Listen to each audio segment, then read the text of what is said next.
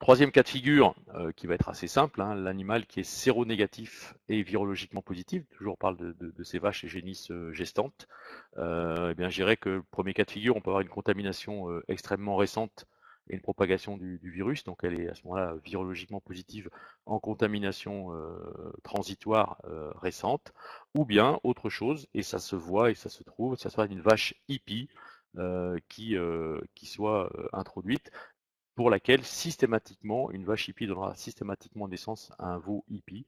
Et donc la vache elle-même est contaminante et le veau qui va naître après sera lui aussi contaminant. Si c'est une vache qui est achetée en fin de gestation, ce qui est quand même souvent le cas sur ces génisses dites à mouillantes pour certains, prêtes à véler, si on a une contamination récente, propagation du virus, on peut avoir, je vous l'ai dit tout à l'heure, ces infections congénitales.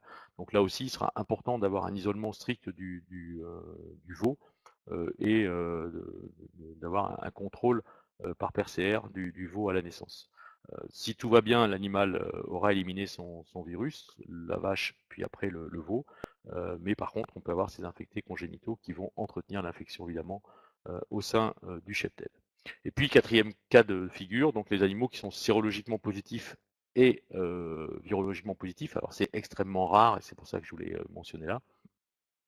Premier cas de figure possible, c'est la vache hippie en fin d'évolution de maladie des muqueuses. On a une rupture d'immunité lorsque un animal hippie déclare sa maladie des muqueuses et on peut avoir dans les derniers jours de vie des animaux qui sont toujours viropositifs mais pour lesquels on a un animal qui devient également sérologiquement positif.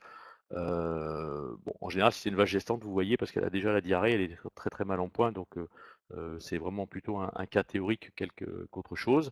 Et puis le deuxième cas de figure, qui est aussi discutable, c'est la recontamination en cours par une souche génétiquement différente, c'est-à-dire votre animal est un animal hippie, qui est donc séronégatif et virologiquement positif, et puis comme il est recontaminé par une souche génétiquement assez éloignée, il va être capable de fabriquer des anticorps contre cette nouvelle souche infectante et avoir ce double statut, virologiquement positif parce qu'il est hippie et parce qu'il a été recontaminé par une autre souche, également un statut sérologiquement positif. C'est extrêmement rare et peut-être même d'ailleurs purement théorique, mais là aussi il est important de pouvoir contrôler le veau à la naissance pour savoir ce qu'il en devient. Donc voilà, tous ces cas de figure-là pour vous signifier très clairement que aucun statut sur la vache, à condition déjà de le faire aussi bien au niveau anticorps et au niveau virologique, ne permet d'éviter le risque d'introduction du virus BVD. Alors oui, si le statut est sérologiquement négatif et virologiquement négatif, c'est une bonne chose et on devrait normalement avoir un animal parfaitement sain. Et ça veut dire qu'il faut quand même déjà obligatoirement attendre d'avoir les résultats de la prise de sang avant de le mélanger avec les autres animaux, ce qui, vous le savez très bien, est largement pas fait par les éleveurs malheureusement.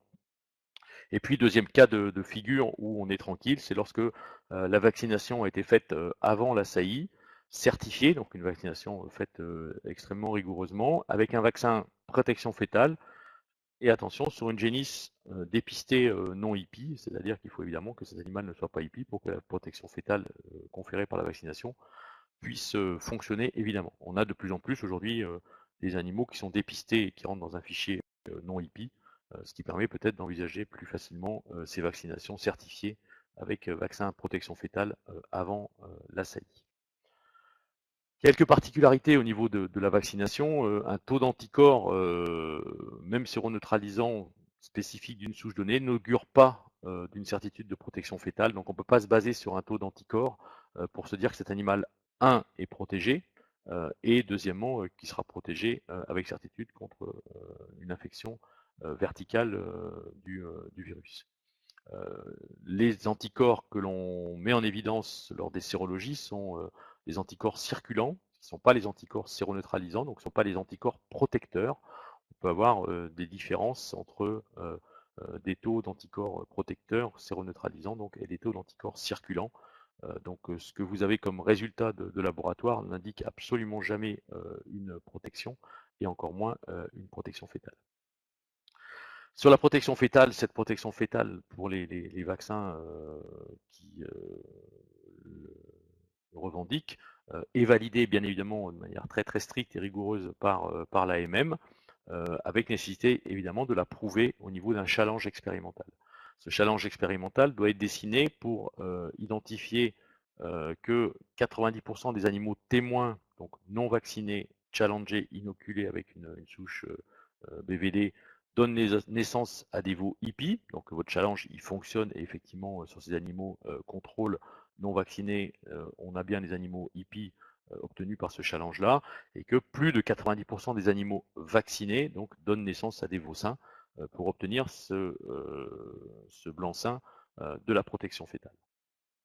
Donc ça, évidemment, chaque laboratoire fait ses expérimentations et dépose les dossiers pour assurer l'enregistrement de la protection fétale au niveau de l'Agence du médicament. Alors la question évidente, c'est de se dire, bon, comment on peut comparer l'ensemble de ces vaccins qui revendiquent une protection fétale.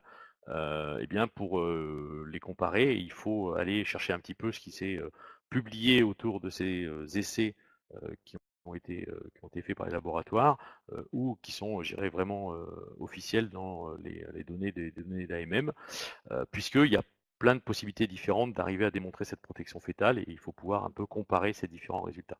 Alors on peut comparer le challenge qui a été utilisé pour les différents vaccins.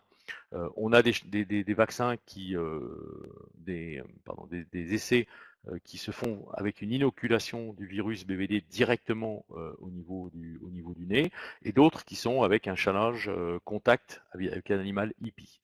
Donc on a forcément un challenge qui n'est pas dessiné de la même manière. Il y en a un qui est avec le contact hippie, qui est assez proche probablement de ce qui se passe dans la nature, mais qui est reconnu comme étant moins exigeant que ce que l'on peut avoir en général avec une inoculation. On peut évidemment jouer aussi sur la souche, hein, donc on peut avoir des essais qui sont faits avec une souche utilisée pour le challenge qui soit par exemple rigoureusement la même que celle qui permettent la vaccination des animaux. Il est clair que c'est un challenge qui sera moins à risque, entre guillemets, que de faire avec une souche hétérologue très éloignée en tant que souche pour le challenge que la souche vaccinale. On a des chances d'avoir une immunité moins bonne entre deux souches si elles sont assez éloignées génétiquement, alors que si on prend la même, probablement qu'on se met dans les meilleures conditions pour réussir le résultat de la protection fétale. Le nombre de souches testées est également important, vu le nombre de souches, il y a plusieurs centaines, peut-être un millier de souches BVD différentes connues. Il est évidemment pas question de pouvoir faire le test sur toutes les souches connues et recensées sur le terrain, mais plus on pourrait multiplier cette étude expérimentale de la protection fétale, plus on pourrait avoir une protection large. Donc là, bien sûr, plus vous aurez des données comparatives sur différentes souches, mieux ça sera pour vous, vétérinaire prescripteur. Après, il y a le nombre d'animaux challengés dans chaque groupe, bien sûr, qui est d'importance. Plus il est important, plus ça donne du poids à l'étude.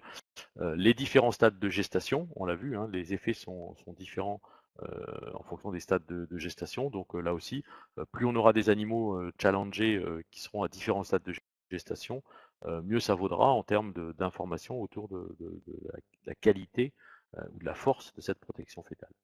Après, il y a une donnée qui est très importante, qui est le délai entre la vaccination et le challenge expérimental, pour vraiment être certain de la durée réelle prouvée, validée de protection, donc qui varie de quelques mois à un an pour les différents vaccins, on le verra dans le détail. Et puis après, bien sûr, plus on multipliera les études, plus vous serez quelque part assuré d'avoir une protection fétale la plus large possible. Et puis, et c'est le travail tout à fait normal, les retours de pharmacovigilance pour arriver à voir si jamais il y a des failles dans cette protection fétale conférée, qui n'est jamais de 100%, hein, vous l'avez vu, on exige quelque part au niveau des études uniquement 90%, même si les trois vaccins vivants avec protection fétale, pardon, les trois vaccins avec protection fétale, 2 vivants et un inactivé qui sont disponibles en France aujourd'hui, ont tous prouvé dans leurs études 100% de protection fétale. De la BVD, elle est en tout cas actée, même si elle n'est pas effective aujourd'hui sur le terrain, on y viendra forcément assez rapidement. Cette protection fétale est liée à un respect strict de l'AMM, et ça c'est extrêmement important, hein. Je dirais que dans l'AMM et les schémas expérimentaux qui prouvent cette protection fétale sont faits sur ces schémas AMM.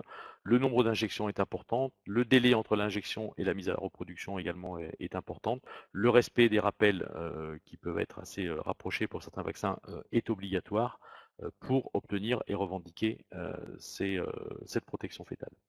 Elle doit évidemment concerner l'ensemble des femelles reproductrices. Si on a une faille de quelques animaux qui ne sont pas vaccinés, qui sont contaminés, qui donnent naissance à un animal hippie, on va avoir une difficulté dans le cheptel, quoi qu'il arrive. Donc il est extrêmement important de prescrire pour l'ensemble des femelles reproductrices. Et par expérience, on a régulièrement, même sur des gens qui font bien le travail, quelques animaux qui ne sont pas vaccinés. C'est des vaches qui se sont décalées, qui veulent plus tard, des animaux qui ont été achetés. Enfin, il y a souvent pas mal d'explications. Et donc, il est extrêmement important de bien vérifier que l'ensemble des femelles reproductrices ont pu être vaccinées. Et puis, dernier point, et pas le moindre, c'est que le fait de cette diversité de souches BVD circulantes, les évolutions possibles en permanence de ces souches, eh bien, plus on pourra utiliser un vaccin qui a démontré une protection fétale la plus large possible, mieux ça vaudra.